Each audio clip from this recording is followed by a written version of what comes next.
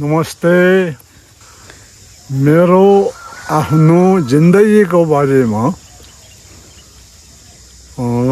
मकवानपुर जिल्ला इन्द्रसरोवर गाउँपालिका मार्खो वडा नम्बर 1 मा जन्मेको हो।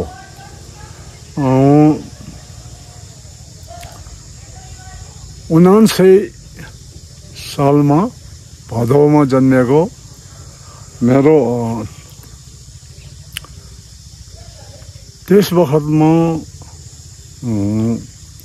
मेरो आमा, बहिनी, दिदी, बुवा यति परिवार हुनुहुन्थ्यो। त्यहाँदेखि 12 सालमा बुवा बित्नुभयो। त्यहाँदेखि अलि हामी चाहिँ दुःख तकलिफमै गयो, दुःखैमा गयो। अनि आमा हामी सबैजना, अनि पछि म चाहिँ 12-13 वर्षको उमेरदेखि बाहिरै हिँड्यौँ, कतै कामहरू गऱ्यो। अनि हुँदा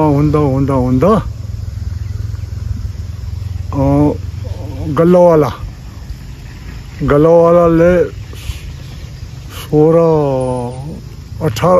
18 वर्षको उमेरमा उसले गल्लावालाले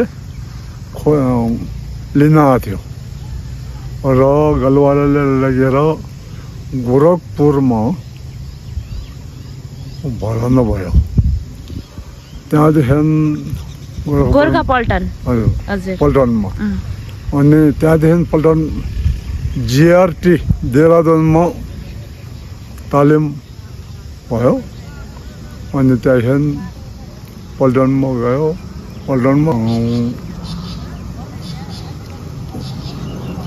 पल्टनमा अनि सबै ठिकठाकै थियो। 2 वर्षपछि बिदा पायो। अनि बिदा पाएपछि घर आएँ। घरको व्यवस्था के कसो हुन्छ त्यो सकुन्जेल राम्रो मिलाएँ। अनि त्यहाँबाट 4 महिनापछि हाजिर हुन गएँ। हाजिर हुन जाँदाखेरि पल्टन कलकत्तामा रहेछ। अनि त्यहाँदेखि कलकत्तामै 65 सालको लडाइँमा योद्धा फर्स्ट वर्ल्ड वार हजुर लडाइँमा ढाका साइडमा थियो, पूर्व पाकिस्तानमा। त्यहाँ लडाइँ भयो। लडाइँ भएपछि यताउता चाहिँ गर्नु पनि परेन, गर्नु पनि आएन कसैले। अनि फेरि लडाइँ सकेपछि कलकत्ता ब्यारेकपुरमा बस्यो। ब्यारेकपुरबाट लेह लद्दाखमा बसेँ। लेह लद्दाखमा 2 वर्ष बस्यो। त्यहाँदेखि काश्मीर पुग्यो। काश्मीरबाट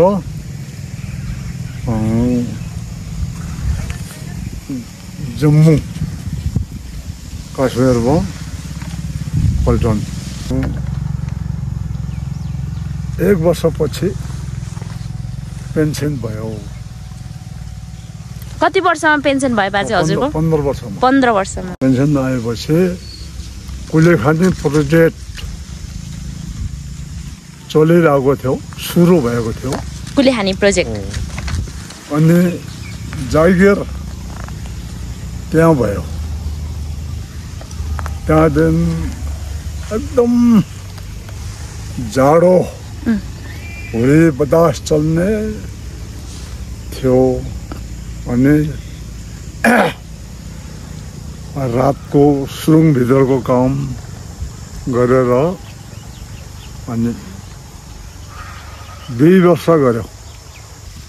कुलेखानी प्रोजेक्टको काम चाहिँ नि 35 सालको लगभग सकियो सजिएपछि त्यहाँको कम्पनीले मलाई दिल्लीमा जाउँ दिल्लीमा म जान्न अब आफ्नै देशमा गर्छु जे हुन्छ त्यही गर्छु भन्ने चाहिँ नि विचार भयो अनि त्यसो भए काठमाडौँमा बस्नु हाम्रो हेड अफिसमा बस्यो 1 वर्ष अनि 1 वर्ष हेड अफिसमा बसेर हेड अफिस 1 वर्षपछि पोखरामा WRC को काम त्यो कम्पनीलाई पर्यो त्यो कम्पनीमा पोखरामा फेरि 4 वर्ष बसेँ अनि उनीहरू जाने बेलामा मलाई उनीहरूले पनि अनि WRC को हाजिमरले पनि त्यहाँ WRC मा राखिदियो त्यहाँ WRC मा मेरो छोरा 3 भाइ पनि 3 जागिर लाग्यो त्यहाँबाट म चाहिँ 23 वर्ष त्यहाँ WRC मा जागिर खाएर छोराहरू त्यही छ म चाहिँ रिटायर भएर आएर अनि घरमै यताउता गरेर बस्यो अनि मेरो परिवार चाहिँ नि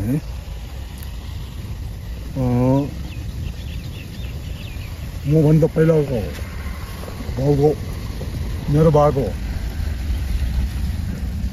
एकजोग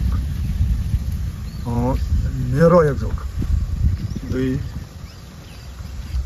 नातिको 3 अहिले पनातिको 4 मा पुग्यो अनि मेरो घरमा मेरो नातिहरू सबैजना ठिकठाक छ छोरा बुहारी पलाती सबै ठिक छ भगवानले मलाई चाहिँ यति दया मायाको साथ आरामले अहिले बसेको छ घरमा टाइममा छोरा आउँछन् नाति आउँछन् पलाती लिएर आउँछ अनि परिवार चाहिँ अलि ठुलै छ ठुलै भए पनि एकदम खुसीको साथमा घर परिवार चलिरहेको छ छोरातिरको म दही गरिकन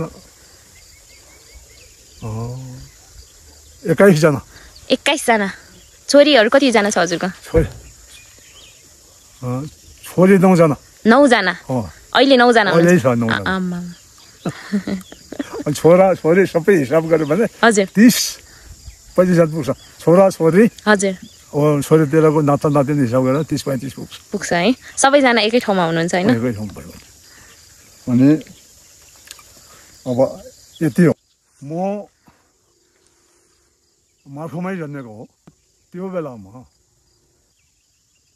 मैले थाहा पाएपछि हाम्रो घाट बजार आउ जाउ हिमफेदी नै थियो तर एक दिन आउनु एक दिन जान लाग्थ्यो अनि काठमाडौँ पनि हो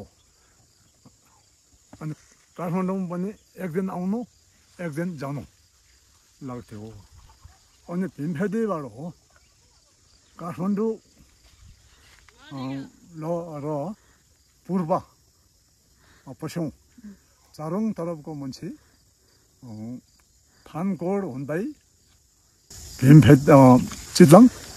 चितलाङ हुँदै मार्खो कुलेखानी त्यहाँबाट हिमफेदी लगभग 3 कोसको बाटो भन्थ्यो त्यो बेलामा अनि हिमफेदीबाट भारी सबै बोकेर यही बाटो भएर थानकोटबाट काठमाडौँ भन्सारमा लान्थ्यो टेको भन्सारमा उहाँ बुझाउनु पर्ने थियो र मोटर बोक्ने भनेको कुरा अहिले त सायद नपत्याउँदा कार त्यो बेलामा चाहिँ हिमफेदीबाट मोटर बोकेर काठमाडौँ ल्याउने झन् हाम्रो मार्खो सर्बङ तसर यो 3 गाउँको मान्छेले चाहिँ मोटर बोक्ने उनीहरूले त्यो तरिका मिलाउँथ्यो नोलमा बोक्ने अनि 40 जनाले बोक्ने सानो मोटर ठुलो मोटर 64 जनाले बोक्ने थियो त्यो मोटर हिमफेदीबाट त्यो उकालो चिसापानी गरिबको उकालो त्यहाँ चाहिँ 3 दिन लाग्थ्यो बाटै अर्को थियो त्यो मोटर तान्दै बोक्ने पुलिखानीको सबभन्दा पहिला माछा मार्ने काम धेरै खोला थियो अनि असला माछा राम्रो माछा अनि त्यहाँको जलालेहरू जागिर हुन्थ्यो रात दरबारमा पनि यहाँको त्यो असला माछा हप्ताको एकपल्ट बुझाउन जान्थ्यो यहाँको माछा चाहिँ राजदरबारमा भनेदेखि त्यहाँदेखि अनि यहाँ चितलाङ मार्खोको माछा खानु भयो चितलाङको चाहिँ त्यो बेलामा मुला चितलाङको मुला नामी थियो दामी अनि यो जग्गा चाहिँ हजुर मैले पछि किनेको 39 सालमा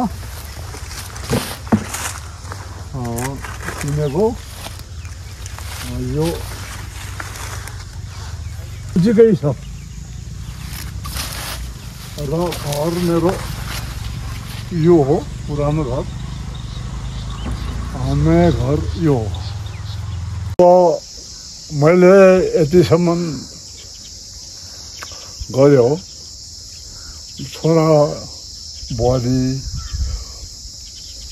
नाति नातिनी सबैजना मिलेर म एक्लैले गरेर हुने काम त होइन यो आफ्नो भविष्यको लागि अनि नातिहरू पनि एउटा हिसाबले मेरो राम्रै पढाइ छ कोही इन्जिनियर छ अरू आफूले सकेको पढाइहरू राम्रैसँग पढेको छ जागिर पनि छ सबै अहिले लगभग जागिर होइन सानो ठुलो राम्रै जागिर छ र अब छोरा पनि पेन्सन आइसकेको छ अब चाहिँ छोरा जेठोले आफ्नो भविष्य चाहिँ लगभग ठिकै छ अब आफ्नो छोरा बुहारी उसैले आफ्नो राम्रोसँग घर व्यापार चलाउने र छोरा नाता नातिनीहरूको पढाइ कसरी हुन्छ कहाँसम्म हुन्छ गराउने छोरा बुहारीहरूको काम यो हुन्छ भन्ने चाहिँ राम्रो गर्ला जिन्दगी राम्रो बित्ला भन्ने चाहिँ ठुलो आशा मलाई लाग्छ अब अहिले नयाँ मान्छेहरू अब नातिनी बुहारीहरू बिहा भएर ल्याउनै पर्यो आउनै पर्यो पढेको लेखेको नातिनी बुहारीहरू पनि आउँछन् छोराहरू पनि नातिहरू पनि पढेको लेखेकै हुन्छ तर उहाँहरूले गाउँको काम चाहिँ त गर्नु अलि थाहा हुँदैन सहर बजारमै बस्ने जागिर खाने विचारै हुन्छ धेरै जस्तो अनि यसमा चाहिँ ठिक आफ्नो हिसाब मुताबिक सहर बजारमा बसेर गुजारा चल्छ भने त्यो पनि धेरै राम्रो होइन अब सहर बजार बसेर केही गुजारा चलेन र अब हामी दुखम सुखम आफ्नै घरमा आफ्नै गाउँमा बसेर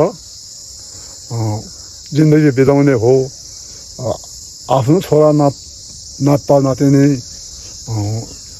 कसरी हुन्छ राम्रो ठाउँमा पढाएर राम्रै बाटो देखाउने हो भन्ने चाहिँ त्यो पनि उहाँहरूकै इच्छा खुसीले आफ्नो दुःख तकलिफले गर्छन् आँगनको डिलमा बसी हेर्छु पारी पारी आँखै अघि जान्छ उमेर बोकी यादको भारी कहाँ छुटे साथी सङ्गी कहाँ छुट्यो मैस जिन्दगानी जति बुझ्यो नबुझिने रहेछ ती दिन गए यी दिन आए पलाए नाथे उमेर जाँदो रहेछ हातैमा गन्धा देउला मास्टर बसेर